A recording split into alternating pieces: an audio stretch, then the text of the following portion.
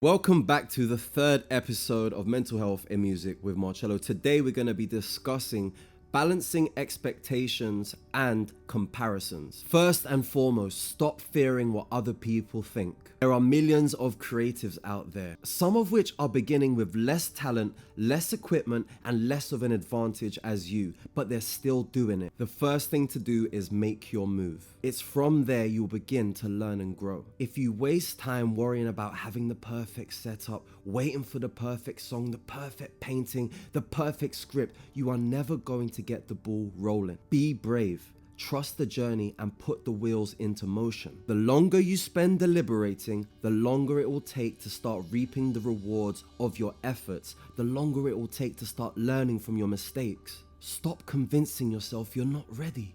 You are ready. It is yours for the taking. The longer you take to get yourself ready, the longer it's going to take to start for you achieving your goals. There's this weird paradox that exists within art. It should be thoughtful yet unthinking. Express yourself and execute. Once you have begun, it's so important that you stay conscious of the small wins, the little steps. Don't get too caught up on the end goal. 99% of artists won't just wake up having released a song and hit the jackpot. Although I'm sure you could potentially be that 1%, if you don't put yourself out there, you won't be in the running to cash out. If you release your first project and it doesn't get any views, don't be disheartened. This is normal. At least you have got the ball rolling. Do you know how many people spend their lives waiting, deliberating?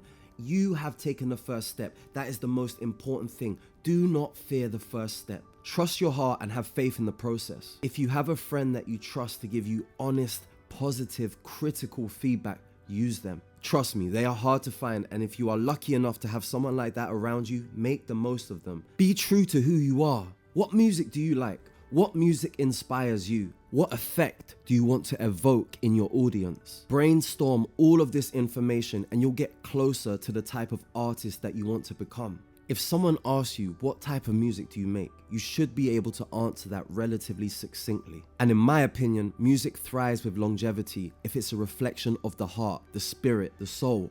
You have to be honest with who you are and what type of art you want to produce for the world. Authenticity always wins in the long run. For example, I began as a rapper. I started making music in the early days as I think looking back as a way to express all of that pain, all of that stress, the fights with my mom, not having my dad around, all of that pain came out in my artwork, in the rap that I was making. And because of the area I lived in, rap was the only cool thing to do at the time. I didn't know about singing. I didn't know about melody, chord progressions, piano, guitar. It wasn't accessible to me at the time. As I got older, I matured.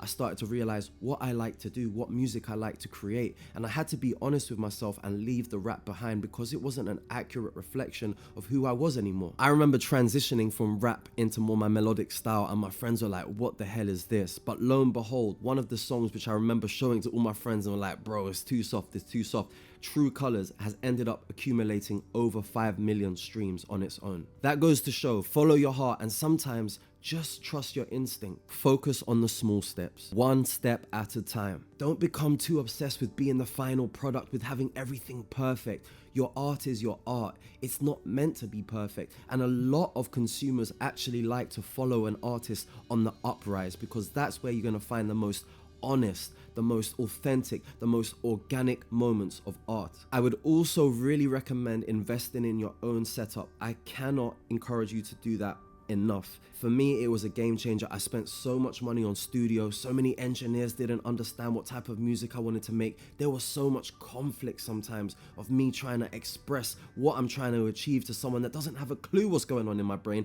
and I didn't have the vocabulary to articulate that. Buying your own setup means not only do you invest in yourself, but you then grow the skills to engineer, produce, mix, all of the above. Not only do you save money, but you invest in yourself. But this is something I want to talk to you about in a whole nother episode. Rome wasn't built in a day. Ask your friends for help. Go on YouTube, look up tutorials. I learned the majority of everything I know through watching YouTube tutorials. I remember I spent years wishing my mom sent me to guitar lessons. Mom, why didn't you send me guitar, man? Why didn't you help me learn an instrument? After a while, I was like, stop making excuses. I went onto YouTube, I found a guy called Andy Guitars, and he really helped me on my journey to learning how to play guitar. I've literally taught myself most of everything I know through YouTube tutorials, so there are no excuses, guys. Be positive, and if you find that doubt creeping in, push it out. Our minds like to do the strangest things. You won't ever be nothing. Ah! Again, I can't stress enough, pay attention to the small wins. On the come up, it's all about the small wins. If you release and you get 10 views and your next release gets 50 views, that's massive. Treasure it. That is momentum. Build off of it. Do not watch other people's views. And that brings me on to comparison, one of the most crippling bad habits of any up-and-coming artist. Do not compare yourself to people that have already made it. There was once a time when your idol was sitting in their bedroom, crying, doubting themselves, stressed, frustrated, doing the same thing that you are doing. Trust me. And they're probably still doing it now. The only difference is they got that ball rolling and they persevered. Stop worrying about the outcome and get obsessed with the journey and get releasing. It's called a release for a reason. If you're sitting on songs, if you're anyone like me who's in the past had so many songs and you just sit on them, you end up feeling overwhelmed, frustrated. Once you get that release out, honestly, the whole cloud is alleviated and you feel so much better. Release. It's called a release for a goddamn reason. Get your music out there. Get your artwork out there. If you're an actor, a designer, get yourself out there. Trust yourself and enjoy the process. All right, guys, thank you very much. That was episode 3 of Mental Health with Marcello. I hope you enjoyed it. Any questions, leave them in the comments below. Lots of love. Thank you again.